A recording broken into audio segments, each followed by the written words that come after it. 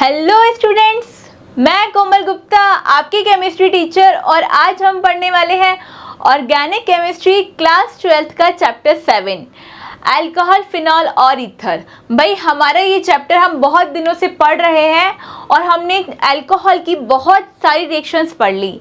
आज हम अल्कोहल्स के बारे में लास्ट रिएक्शन पढ़ने वाले हैं जो कि ऑक्सीडेशन ऑफ अल्कोहल्स है।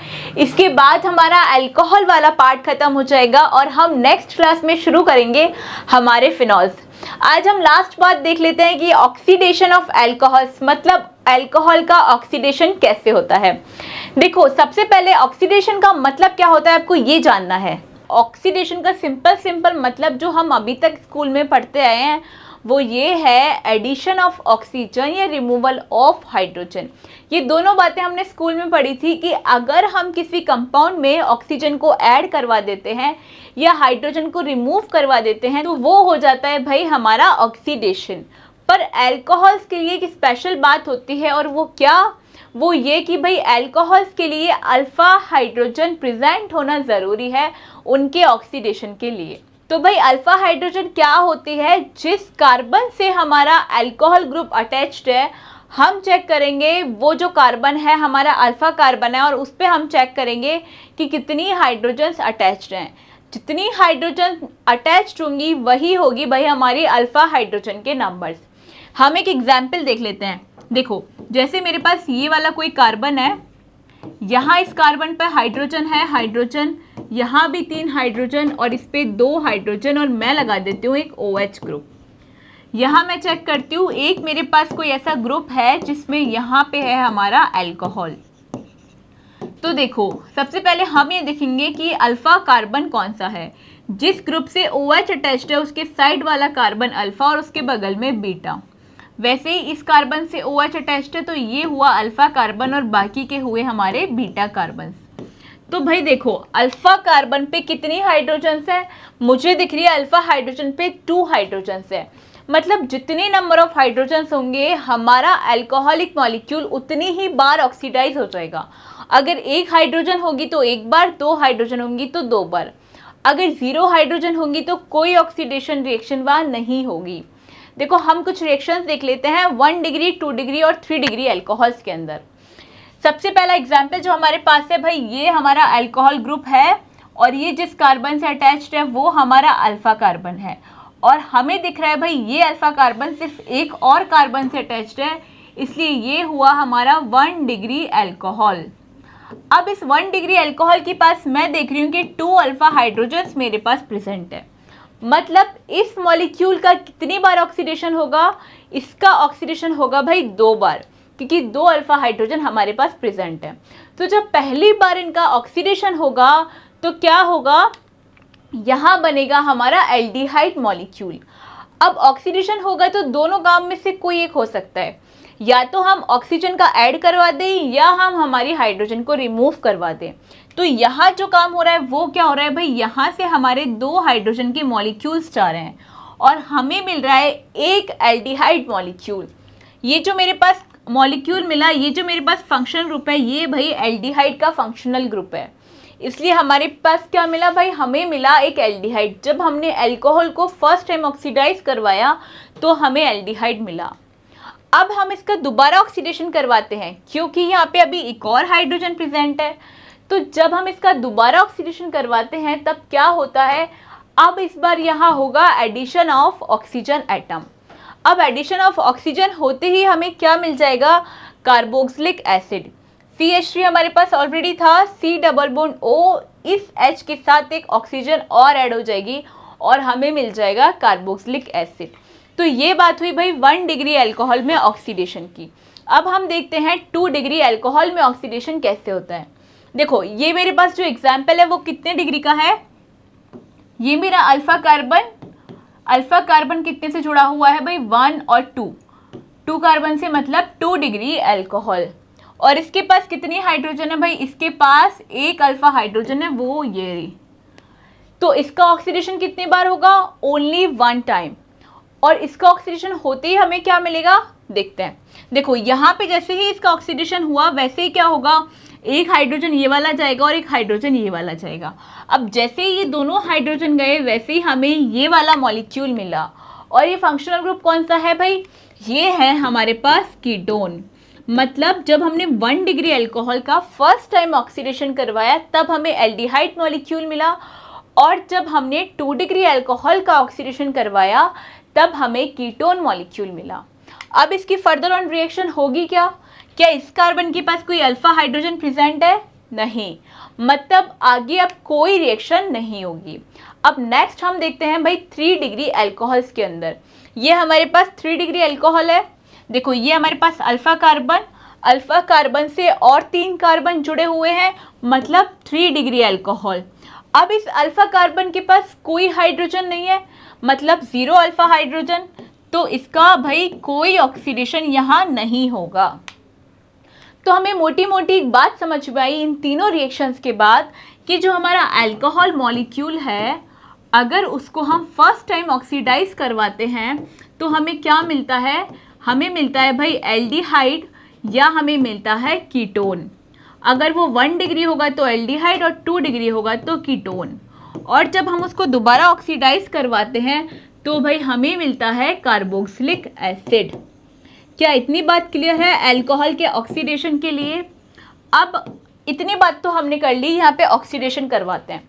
तो इतनी बात हमने कर ली भाई ऑक्सीडेशन होता है, लेकिन ये ऑक्सीडेशन होता किससे है? तो ये ऑक्सीडेशन करवाते हैं हमारे कुछ रिएजेंट्स, जिसमें से पहला रिएजेंट जो हम पढ़ने वाले हैं वो है भाई जोन्स रिएजेंट। अब ये जोन्स रिएजेंट क्या है? जोन्स रिएजेंट होता है H2Cr2O4। ये H2Cr2O4 इस पूरे मॉलिक्यूल के साथ कंबाइन होकर हमें मिलता है।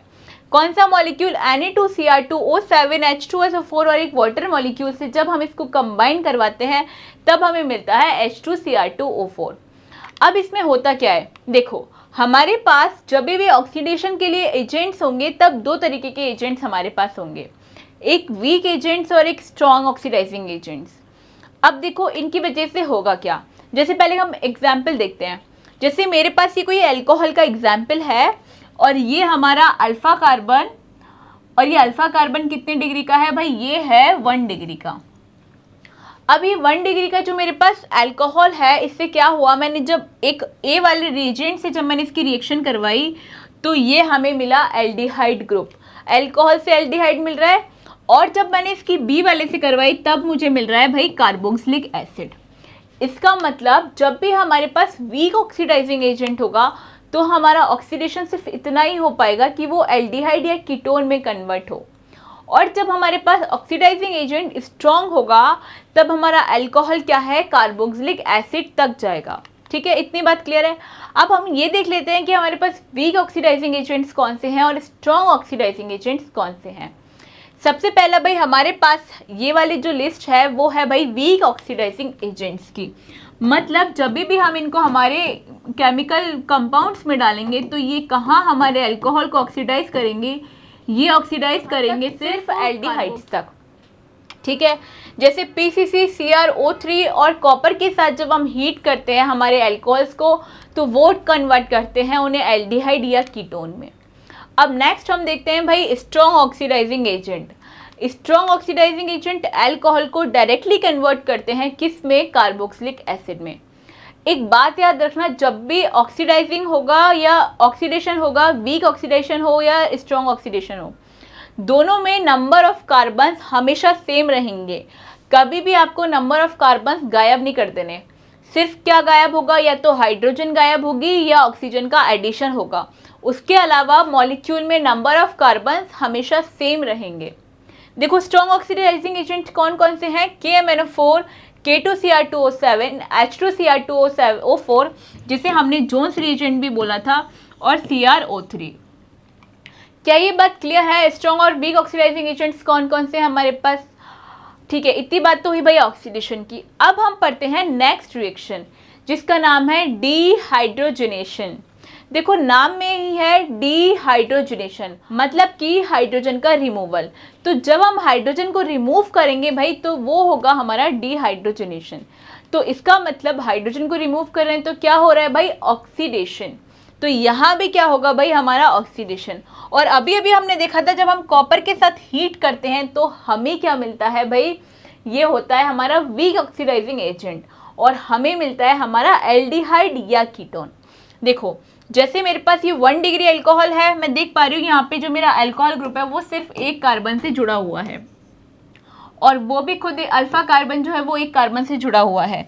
तो ये रिएक्शन मेरी कहाँ तक जाएगी भाई, ये रिएक्शन मेरी एल्डिहाइड तक जाएगी बस।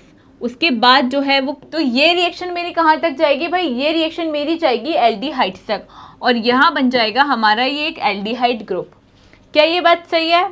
अब नेक्स्ट रिएक्शन हम देखते हैं भाई, ये हमारा अल्फा कार्बन है और ये अल्फा कार्बन और 2 कार्बन से जुड़ा हुआ है। इसका मतलब ये है भाई 2 डिग्री अल्कोहल, और 2 degree alcohol weak oxidizing agent से कन्वर्ट होते हैं भाई कीटोन्स के अंदर। तो ये बन जाएगा हमारा नेक्स्ट मॉलिक्यूल। क्या बन जाएगा? कीटोन। पहले क्या बना? एल्डिहाइड। अब देखते हैं हम 3 डिग्री अल्कोहल्स के अंदर क्या होता है। ये है भाई 3 डिग्री अल्कोहल का एग्जाम्पल। अब यहाँ तो क्या है, कोई भी हाइड्रोजन नहीं है हमारे पास, इसका मतलब ऑक्सीडेशन होगा ही नहीं। लेकिन यहाँ होता क्या है भाई, यहाँ ऑक्सीडेशन की जगह एक वाटर मॉलिक्यूल जो है रिमूव हो जाता है। इन तीनों में से किसी भी एक मिथाइल मॉलिक्यूल का हाइड्रोजन और ये OH यहाँ से रिमूव हो जाता है, और क्या बनता है, ये बनता है भाई CH2 double bond C, CH3 और CH3। मतलब हमें क्या मिला यहाँ पे, हमें यहाँ मिली हमारी एक एल्कीन। इसका मतलब 1 डिग्री अल्कोहल के ऑक्सीडेशन से एल्डिहाइड्स, 2 डिग्री अल्कोहल के ऑक्सीडेशन से कीटोन, और 3 डिग्री में ऑक्सीडेशन होता ही नहीं है, इसलिए वहाँ से डिहाइड्रोजनेशन की जगह क्या हो जाता है भाई, डिहाइड्रेशन हो जाता है, वाटर मॉलिक्यूल का रिमूवल हो जाता है और हमें एल्कीन मिल जाती है। क्या ये दोनों रिएक्शन समझ में आई? पहला हमने ऑक्सीडेशन पढ़ा, दूसरा हमने डिहाइड्रोजनेशन पढ़ा। अब नेक्स्ट हम पढ़ते हैं भाई रिडक्शन ऑफ अल्कोहल। जैसे हमने ऑक्सीडेशन पढ़ा उसका उल्टा होता है रिडक्शन। रिडक्शन में क्या होगा भाई, रिडक्शन में हो जाएगा एडिशन ऑफ हाइड्रोजन या रिमूवल ऑफ ऑक्सीजन। जो काम हमारा ऑक्सीडेशन में हो रहा था उसका ही उल्टा काम होगा हमारी रिडक्शन में। ये हमारा अल्कोहल मॉलिक्यूल है, और जो हमारे अल्कोहल्स होते हैं वो रिड्यूस होके क्या बनाते हैं, वो रिड्यूस होके बनाते हैं भाई एल्केन्स।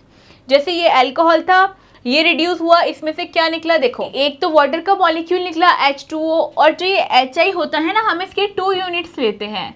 अब क्या निकलता है इससे, एक तो I2 का मॉलिक्यूल निकल जाता है, तो एक H यहाँ पहले निकल गया, एक I2 का मॉलिक्यूल निकल गया। अब हमारे पास जो एक हाइड्रोजन बचती है वो इस CH3 से जुड़ के बनाती है हमारा एल्केन।